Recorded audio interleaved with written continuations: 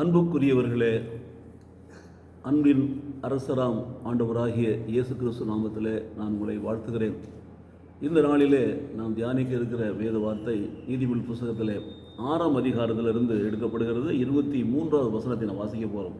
கட்டளையே விளக்கு, வேதமே வெளிச்சம், போதக சிக்ஷையே ஜீவ வழி. பார்த்தீங்களா, போதக சிக்ஷை அவசியம் என்பதை இந்த வசனம் உணர்த்துகிறது. ஒரு வசனத்தில் 3 பகுதிகளாக கொடுக்கப்பட்டிருக்கிறது. முதல் பகுதியை பாருங்கள்.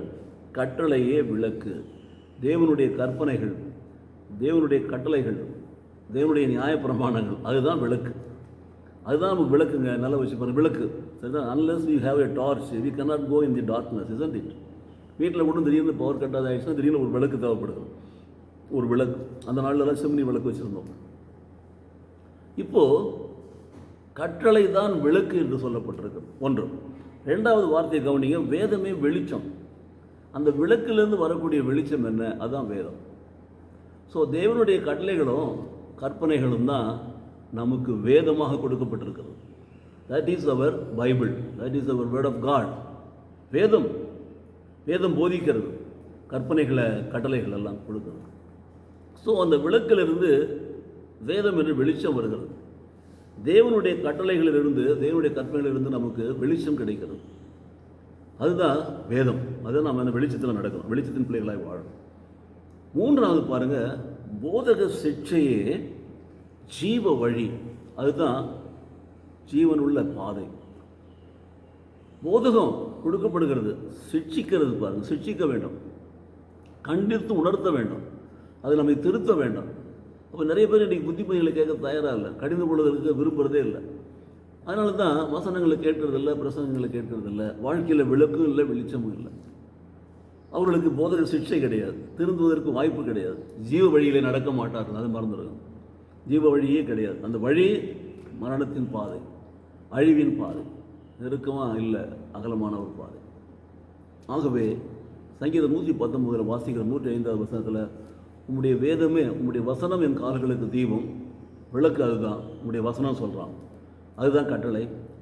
உம்முடைய வசனம் என் கால்களுக்கு தீபம், பாதைக்கு வெளிச்சம். வசனம் தீபம், வசனம் வெளிச்சம். உம்முடைய வசனம் என் கால்களுக்கு தீபம், பாதைக்கு வெளிச்சம். நான் நடக்க வேண்டிய வழியில் அந்த வெளிச்சம் தான் எனக்கு காட்டுகிறது பாருங்கள். அதனால தான் ஆண்டவர் உலகத்தை ரீக்ரியேட் பண்ணுகிற பொழுது, மறுபடியும் உண்டாக்குகிற பொழுது, முதலாவது வெளிச்சத்தை உண்டு பண்ணுகிறார். வானத்தின் பூமியும் சிருஷ்டித்த தேவன் ஒழுங்கின்மையாக இருந்த பூமியையும் ஆழத்தின் மேல் இருள் சூழ்ந்திருந்ததை பார்த்தார்.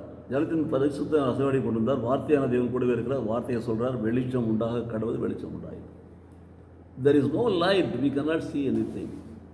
What is that light? அதான் சொன்னார் ஆண்டவர், நானே உலகிற்கு ஒளியாக இருக்கிறேன், என்னை பின்பற்றுகிறவன் இருளிலே நடவாமல் ஜீவ ஒளியை அடைந்திருப்பான்னு சொல்கிறார். ஜீவ ஒளியை அடைந்தால் ஜீவ வழியிலே நடப்போம்.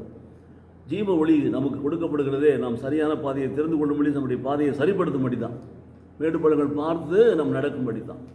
வசனம் தாங்க நம்ம வாழ்வு கொடுப்போம்.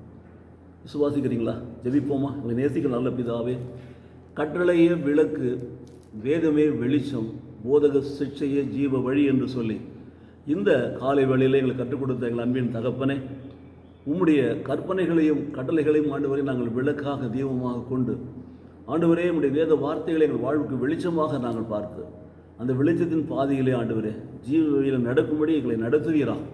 உம்முடைய போதகத்தை நாங்கள் கேட்டு ஆண்டவரே மனம் தெரிஞ்சு நடக்க கிருபை செய்வீரா. இயேசு கிறிஸ்து நாமத்திலே பிதாவே, ஆமென், ஆமென்.